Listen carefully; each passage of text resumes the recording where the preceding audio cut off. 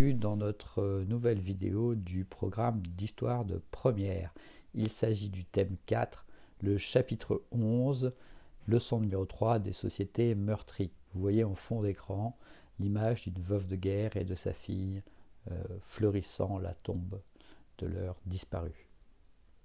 Alors, au sommaire de cette vidéo, grand 1, le bilan de la guerre, grand 2, les anciens combattants, grand 3, les enjeux de mémoire, avec comme image de fond un cimetière militaire de la guerre de 1914. Grand 1, le bilan de la guerre. La guerre, c'est tout d'abord un drame humain.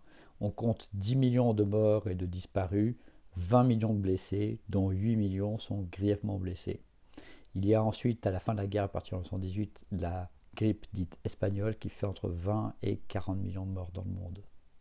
Les conséquences, c'est une baisse de la natalité, puisque la plupart des morts sont des jeunes hommes qui n'auront donc pas d'enfants, ce qui fait que l'on a des classes creuses après.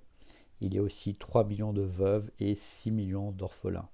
Et comme vous le voyez sur notre schéma, on compte quand même 8,9 millions de civils morts, et ce sont les Allemands qui comptent le plus de soldats tués, plus de 2 millions.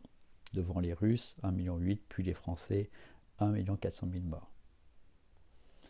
Alors la guerre, c'est aussi une France en ruine. 10 départements sont complètement détruits. Ils ont été le théâtre des opérations militaires. Ce sont 350 000 maisons détruites, 3 millions d'hectares de terres agricoles qui sont ravagées. Les infrastructures de transport sont anéanties. On décrète une zone rouge, c'est la partie qui est impossible à reconstruire. Des communes sont ainsi déclarées mortes pour la France comme pour les soldats qui sont morts. Vous voyez la destruction de la ville d'Amiens sur la photo. Grand 2, les anciens combattants, eh bien, ils ont tout d'abord un goût amer après cette victoire. Pourquoi ? En France notamment, c'est la lenteur de la démobilisation qui les frappe. La démobilisation, elle dure jusqu'en juin 1920, alors que les derniers combats en France ont eu lieu en novembre 1918. Ils rencontrent en plus des difficultés professionnelles dans leur retour à la vie civile, mais aussi des difficultés familiales avec une forte hausse du nombre de divorces. Ils ont donc le sentiment d'être abandonnés et trahis. Alors ces anciens combattants vont-ils obtenir de nouveaux droits ? Ils se regroupent dans de nouvelles associations, les associations d'anciens combattants, qui regroupent plus de 3 millions d'anciens combattants en France, pour obtenir des reconnaissances ainsi que des compensations financières et des compensations symboliques.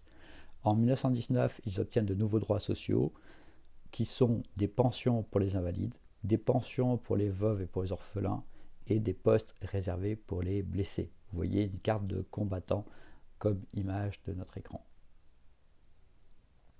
Troisième aspect pour ces anciens combattants, le fait qu'ils soient partagés entre patriotisme et pacifisme. Ce sont deux aspirations qui sont en partie contradictoires. Les horreurs et les souffrances de la guerre les poussent pour certains au pacifisme, mais les sacrifices qu'ils ont consentis et leurs camarades alimentent aussi leur patriotisme. C'est dans ces circonstances que naissent des mouvements anti-parlementaires et aussi des milices nationalistes qui regroupent les anciens combattants. Mais ces actions et leur intensité sont variables selon les pays. Comme image, vous voyez une cérémonie contemporaine du 11 novembre où se perpétue l'esprit des anciens combattants. Grand 3, les enjeux de la mémoire. Premier enjeu, fêter la victoire. Le 11 novembre 1918, quand la victoire est annoncée, c'est une joie spontanée qui se manifeste dans tout le pays.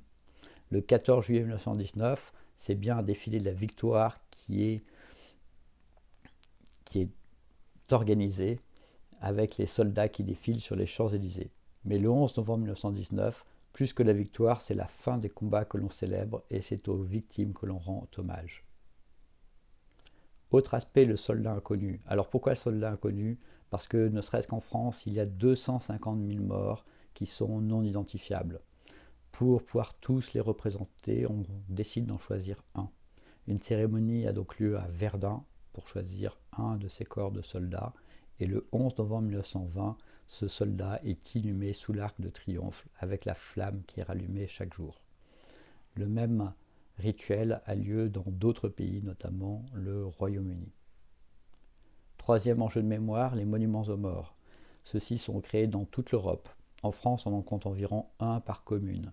Ces monuments aux morts ont deux dimensions, une dimension patriotique avec le drapeau bleu, blanc, rouge et parfois des sculptures de soldats qui vont au combat, et puis le deuil avec les listes des soldats morts pour la France. Eh bien, ces monuments aux morts sont la trace visible de la Première Guerre mondiale dans nos paysages. En conclusion, 1918, c'est donc un pays meurtri pour la France, une société blessée. Chaque famille compte un blessé ou un disparu. C'est aussi l'esprit des anciens combattants, conscients du sacrifice qu'ils ont fait et qui développent une nouvelle forme de patriotisme qui s'acclimate mal parfois de la démocratie représentative en France et dans d'autres pays. Et puis des enjeux de mémoire, se souvenir du sacrifice, se souvenir des soldats inconnus et des monuments aux morts qui laissent une trace dans notre paysage. Et vous voyez en haut l'affiche du centenaire 1914-1918 avec tous les événements qui ont eu lieu donc en 2018 pour se souvenir de cette Première Guerre mondiale. Voilà, je vous donne rendez-vous bientôt dans une nouvelle vidéo de notre programme d'histoire-géographie de première. Au revoir.